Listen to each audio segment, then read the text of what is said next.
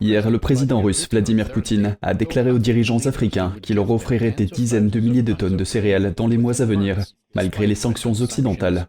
Il a déclaré que le Zimbabwe, la Somalie, la République centrafricaine et 3 autres pays recevraient 25 à 50 000 tonnes de céréales gratuitement. Notre pays peut remplacer les céréales ukrainiennes à la fois sur le plan commercial et sous forme d'aide gratuite aux pays les plus pauvres d'Afrique, d'autant plus que nous nous attendons cette année encore à une récolte record. La décision de la Russie de quitter l'accord sur les céréales de la mer Noire la semaine dernière a suscité des critiques. Mais Poutine a déclaré que Moscou avait quitté l'accord parce qu'aucune des promesses concernant la facilitation de ses propres exportations de céréales et d'engrais n'avait été tenue.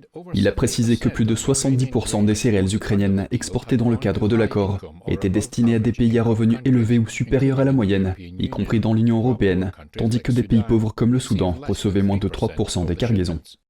Il s'agit d'une situation paradoxale. D'une part, les pays occidentaux entravent l'approvisionnement de nos céréales et de nos engrais. Et d'autre part, je le dis clairement, ils nous accusent hypocritement d'être responsables de la crise actuelle sur le marché mondial des denrées alimentaires. Poutine ne peut se rendre dans de nombreux pays en raison d'un mandat d'arrêt de la Cour pénale internationale. Selon un analyste, Poutine considère le sommet Russie-Afrique comme une occasion d'occuper le devant de la scène devant les dirigeants de tout un continent. Il est très important du point de vue de Poutine de montrer que la Russie n'est pas isolée. Et beaucoup dépendra du fait que le taux de participation s'approche, ne serait-ce que de loin, des 43 chefs d'État que nous avons vus arriver en 2019.